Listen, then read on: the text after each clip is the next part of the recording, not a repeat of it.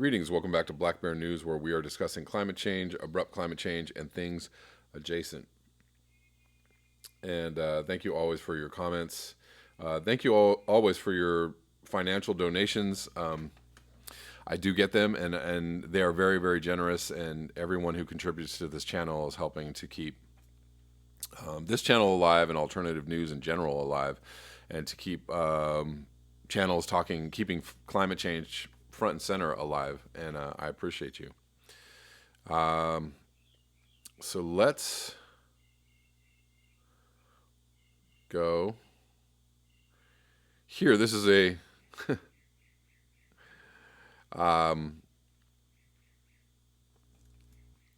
give me one second. This is a story that is silly and sad. And this is, human beings now aware that, we've started something that is going to be very, very hard to stop, and that's called climate change. And so this is from Metro. Swiss glacier covered in tarpaulin to try and stop it from melting.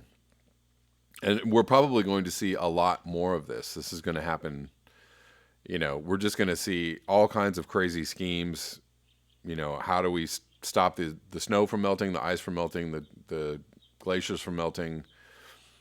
How are we going to guard ourselves from the heat? And how long we can kind of, keep these, invent these wild schemes to do stuff like this.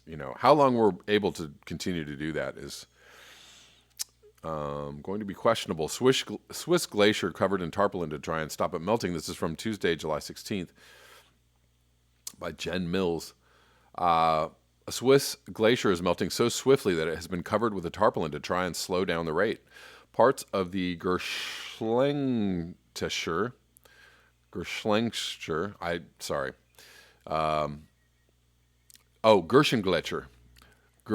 Glacier are blanketed with tarps near the peak of Mount Gemstock.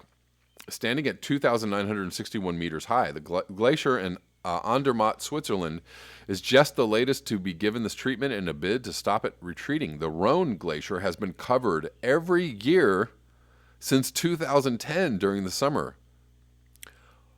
Wow. They've been covering a glacier for almost 10 years. David Volkin, a Rhone glaciologist, told USA Today it reduces the melting by 50 to 70%. The blankets are stuffed with heavy-duty fleece material, which insulates the ice and reflects back sunlight. This is a sign that humanity has jumped the shark, if you know what that's referring to. Every episode of humanity now is just based on just ridiculousness and hubris. They are left on the glacier from spring until autumn, when the glacier is most vulnerable. Matthias Huss, head of the Swiss Glacier Monitoring Network, said the blankets protect the underlying snow and ice from the sunlight. Another benefit is the thermal insulation they provide. Although they don't totally stop the melting, he said these blankets are very useful in slowing down ice loss locally. However, he said only a small amount of the glacier can be covered at a time, adding, this method will never be able to save our glaciers or counteract the negative consequences of climate change. Operative word, never. This is from July 16th, 2019, from Xinhua.net. Wildfire rages through biosphere reserve in Mexico. Xinhua. A wildfire in Siancán Biosphere Reserve in Mexico's Yucatan Peninsula has devastated more than 2,500 hectares, authorities said on Monday.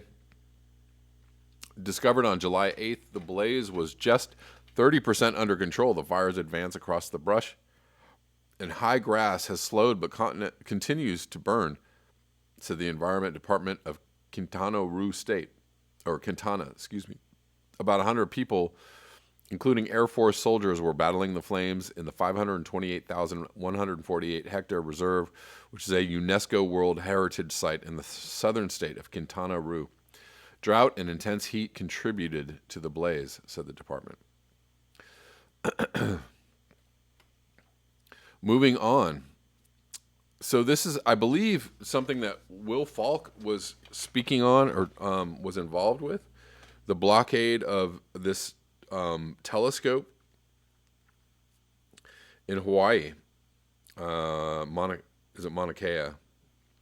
Protesters are arrested at Hawaiian Mountain over construction of massive telescope. So I didn't even hear anything about this until today. I'm sorry I forgot who sent me this article, but this has been escalating over the last week, and I haven't heard one word. So obviously, very low on the media focus. Opponents say this is our most sacred mountain, 30-meter telescope. Officials say care taken to respect rich history. Oh, really? Police began making arrests. This is from July 17th by Talal Ansari from the Wall Street Journal. Police began making arrests Wednesday at the base of Hawaii's tallest mountain, Mauna Kea, after hundreds of native Hawaiian protesters had gathered to stop the construction of a large telescope on what they say is their most sacred ground. On Monday, the first official day of the telescope's long-planned construction, protesters blocked the road that leads to the summit of Mauna Kea, which some holding a large banner that read, "With some," road closed due to desecration. A day later, talks between law enforcement and the protesters broke down when protesters' demands, like a promise that National Guard stay off the mountain, were rejected. The protesters want to stop any and all plans to construct the telescope on the mountain. On Wednesday, police began calmly arresting native Hawaiian elders that were blocking the road. Meanwhile, hundreds of other protesters remained on the site. There was a report that maybe that close to 1,000 people were there blocking the road. The $1.5 billion 30-meter telescope, or TMT, is slated to become the world's largest visible light telescope. If completed, the telescope would be 3 times as wide as the world's current largest telescope, according to TMT builders. Mauna Kea's summit on Hawaii's Big Island is already home to around a dozen other telescopes. We need more. The first of which was built in the late 1960s. 5 of those telescopes are scheduled to be decommissioned in the coming years. Opposition to new observatories atop Mauna Kea by environmentalists and native Hawaiians have occurred in the past. Kaho'okahi Kanuha, a lead organizer in the movement to stop TMT, said he believes the current opposition to TMT appears animated by a recent push by native Hawaiians to reconnect with Hawaiian identity and heritage. This is our most sacred mountain. This is our most sacred place. It is the highest place. It is the home of our sacred waters, and it is the home of our deities. Mr. Kanuha, 30, said Tuesday, Mauna Kea, a dormant volcano, is the tallest summit in the world when measured from the seafloor. Scott Ishikawa, a spokesperson for TMT, said the actual telescope would be built hundreds of feet below the summit and would be visible from an estimated 15% of the island. Great care was taken to identify the best location for TMT out of respect for Mauna Kea's rich ancestral history and the spiritual beliefs of native Hawaiian culture, Mr. Ishikawa said. On Tuesday, after hours of negotiations between law enforcement and the protesters, the day ended peacefully with no arrests and no work vehicles reaching the building site. Huzzah. Last week, Hawaiian Governor David Ige announced that construction would begin. In a series of tweets Monday, Governor Ige urged for continued peaceful protests and lauded the dialogue between the protesters and law enforcement. The state is committed to continuing that dialogue and respect, wrote Governor Ige, whose office did not respond to a request for comment. Good on the native Hawaiian people for protesting this altogether. Again, if we're going to do anything to mitigate or try and stop or slow down climate change, we just need to stop the building, the constructing, all the time expanding, the airports and the roads and the telescopes and the plane travel and et cetera, et cetera, et cetera, et cetera. Will we do that? Nobody knows. So, in the face of, I believe Travis sent me this in the face of the article I read the other day about population growth is not a driver of climate change. Here is something from Deep Green Resistance News Service. I don't know if I'm going to read this whole thing or not, but I'll just give you the gist of it, and you probably get it from the title. Runaway population growth, the crisis behind the climate crisis. July 19th, that's today, 2019. Editor's note, this essay was written by Mark Berend, a Rutledge author and veteran of the Vietnam War who became an activist after refusing to facilitate shipments of munitions. DGR does not agree with all of the points in this essay, but it has value and deserves publication. While environmental discussions typically center on climate change, pollution, and biodiversity, both activists and educators tend to avoid the question of human numbers. We might argue whether overpopulation gave rise to industrial capitalism or vice versa. But we avoid discussing it further due to the fears of being politically incorrect on race, religion, or family rights. The simple fact is that, all other things being equal, our environmental problems today would be only 1/4 of what they are if we had merely avoided quadrupling the global population between 1900 and 2004. Either way, however, if your country's population is growing, you are ultimately at risk of starvation and ecological collapse. And the faster your population is growing, the sooner and harder that collapse will be. I'm going to read a little bit. You know what I'm going to do? I don't know if I'm going to read this whole thing, but I wanted to kind of go off on a tangent. I'll come back to this in a second. I was going to bring this up the other day. So so if anybody's seen Avengers Endgame, it continues the story of Thanos, the guy who was going to kill half of the population of the universe, so that because of environmental destruction and or climate change, and or resource depletion, right? So Thanos, it's interesting that they built this guy who was, basically using very sound logic and the laws of, population growth or overpopulation or overrunning your resources.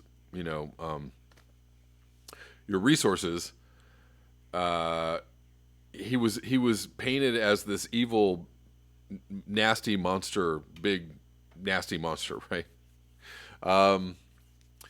And the Avengers were gonna we're gonna beat Thanos and save humankind, or save humanoids or human-like creatures or humans. I don't know. There were a lot of different creatures a lot of different populations that were killed, so it wasn't all human. But they were going to save them because it was just wrong to kill them. So yeah, that's totally true. But they were going to save them for what? So that they could destroy their planets? It was a really odd, there's an odd propaganda behind this movie. And the propaganda was speciesism above everything. Human population growth, or humans above everything. Damn if we all die anyways. They never actually got to that point in the movie. Like, so if we continue, if we bring back all these people, we're going to deplete all our resources and then we're all going to die anyways, right? So, if you want to look at nature as Thanos, nature doesn't care about human beings, right? Or the natural world, or the laws of the universe, right? The natural laws of the universe, which all affect every single species on this planet, and don't seem to affect us because we've developed technology to escape, for now, the laws of nature, escape the laws of balance, escape the laws of living within your means and your resources. So nature is Thanos. And nature is a big, ugly, the laws of nature and on some levels as a big ugly monster that's going to wipe out a lot of people soon. You know, we're not in line. We're not aligned with nature. We're not in alignment or in balance with our environment, and that is why we are in this situation that we are in. And Mother Nature is not going to be kind at all. Mother Nature is not a humanitarian. Mother Nature doesn't give a shit about humans, you know, only unless we respect her laws, and we are definitely not respecting her laws. And the punishment for that disrespect is death. It's death. You know, and there's no other way to put it. It's very, very simple. You disrespect the laws of nature, the punishment is death. And we somehow have, you know, we think that we're not subject to this. And so, you know, I don't know. Humanitarianism to me is an interesting thing. Like, I believe in compassion, and I believe that people should not, you know, should be not abused, and, you know, everybody should have food, and everybody, you know, obviously should have, you know, equal rights and equal ability to access living a healthy life. At the same time, you actually can't support humans being out of sync with nature. You just can't. So you know, humans that are out of sync with nature,